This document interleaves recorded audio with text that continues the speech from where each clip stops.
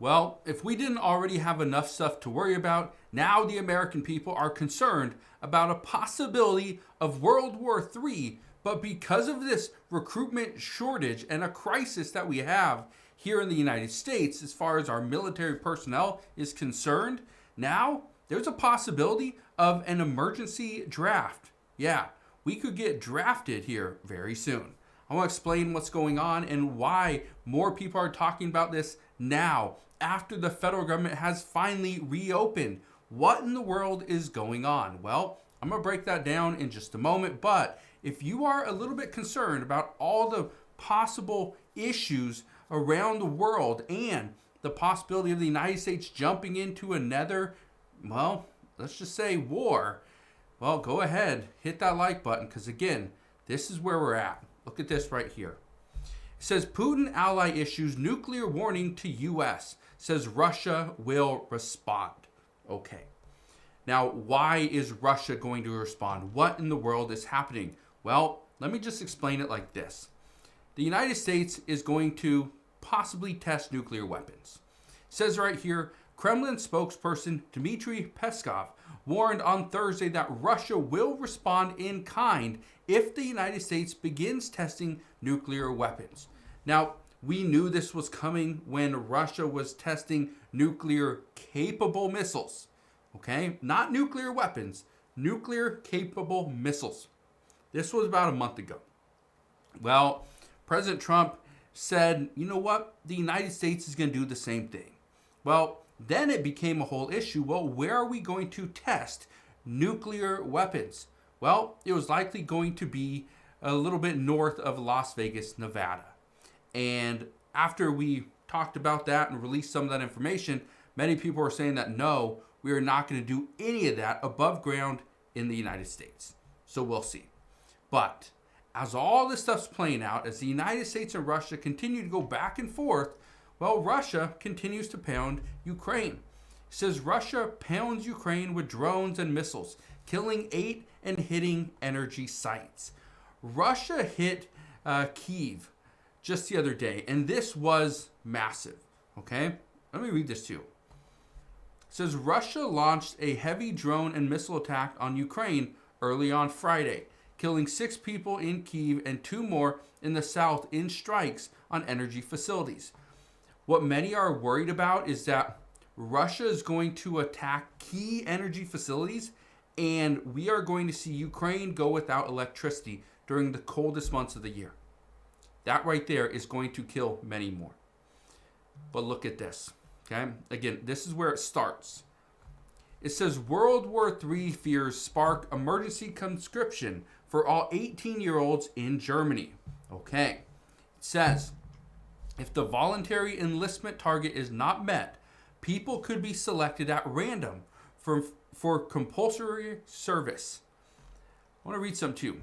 It says Germany has agreed to a new form of military service to bolster its armed forces amid heightened tensions with Russia. It comes after months of debate between the NATO nations coalition over the future of national service. Now, why am I bringing this up? Well, it's simple. The United States has moved USS Gerald R. Ford into the Caribbean. This has Venezuela on high alert, and Venezuelan leaders have already said they are mobilizing. They are preparing for an attack from the United States in Venezuela any day now. And they're prepared, and they got military personnel on every single street corner. Now, here's the problem. The United States has been having a tough time with recruitment for the U.S. military over the last decade plus. Okay, look at this right here. It says more people are joining the military. A shaky U.S. job market could be boosting the numbers. Well, this was an article that was done back in the summer, and many people were actually enlisting after they graduated high school. They were enlisting in the armed forces, and they were doing so because they weren't able to get into college. It was too expensive, and the job market was shaky at best. So many people enlisted. We have seen our recruitment numbers go up, but just over a month ago, we heard from the Department of Defense, or the War Department, as President Trump calls it, and we learned that, well, people that are out of shape, okay, that are not clean shaven, they're going to be out of the military. They are not going to be in there. They're not going to be fighting for the United States. And he told all the soldiers, all the admirals, all the generals to prepare for war. Obviously, they see something that's happening that the rest of us are not privy to, or at least as of yet. I want to show you something. It says right here, China summons Japan ambassador as war of words over Taiwan drags on. I want to read this to you. It says, China and Japan have been locked in an escalating war of words this week, set up by Takaichi's suggestion that Japan could respond with its own self-defense force if China attacked Taiwan. Both countries' foreign ministries have lodged serious protests with each other. A Chinese diplomat also made a comment which some interpreted as a threat to behead Takaichi. Okay, so obviously things are escalating. But again, this is where it starts. Okay, this is just the beginning. Okay, here in the United States, the one thing that President Trump has said is we need to make sure, okay, at all costs, we are prepared. Not just to protect our country, but if we have to, and we need to protect another country, we need to make sure we have the stockpile of nuclear weapons, of missiles. We need to make sure we have the right ships in the sea. We need to make sure we have the right fighter jets in the sky. And President Trump said he is serious about adding to our fleet, adding to our capabilities and strengthen the U.S. military. But again, as we strengthen the U.S. military, this just shows that we are a little bit closer to war. Okay, we are very close, according to some. Look at this. It says, China threatens Japan with military attack as World War III fears spiral out of control. Again, it's all over Taiwan. The United States would also support Taiwan because the United States cannot allow China to take back Taiwan and reunify Taiwan with mainland China. Look at this though, okay? Here's an article that says, if World War III erupts, these are the first U.S. citizens who would get drafted and go to battle. Now, we haven't had a draft since 1970s.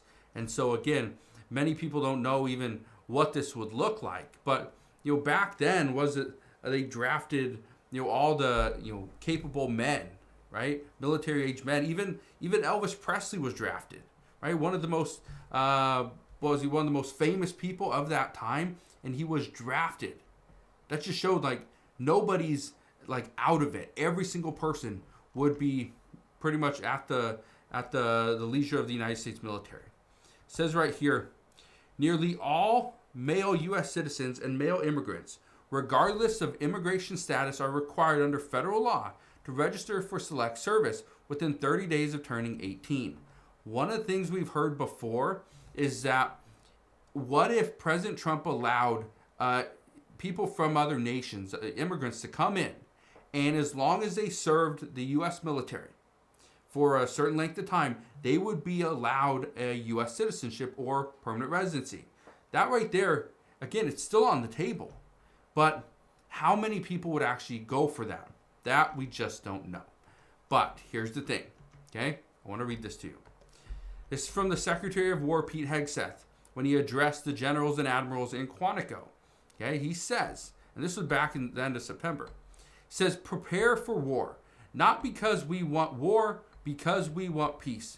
The only people who deserve peace are those who are willing to wage war to defend it. That's why pacifism is so naive and dangerous. Okay. Now, I don't want to come out and say that World War III is happening tomorrow. But what I'm here to tell you is that everything that we've seen, and a lot of these reports and a lot of the articles and different videos and stuff from Congress, it was all buried in regards to the USS Gerald R. Ford making its way into the Caribbean, right? The mass amount of military presence that we have in the Caribbean right now. All this was buried because the federal government was shut down. Everybody was talking about the government. the lack of flights, people not getting paid, SNAP benefits, myself included. I was talking about all that stuff. And I had a couple videos on this potential Caribbean war. And a lot of people watched it, commented, but again, it just didn't get the exposure that some of the other stuff got. And I understand why. But at the same time, just realize we are close to a conflict in the Caribbean between the United States and Venezuela and possibly even Colombia. So as we get more information as to what is going on, the wars that could potentially be started very soon, I promise I'll bring you all the latest news and updates as soon as we get them. But as of today, that is what we know. So thank you guys for watching. Consider subscribing, and I'll see you guys on the next one.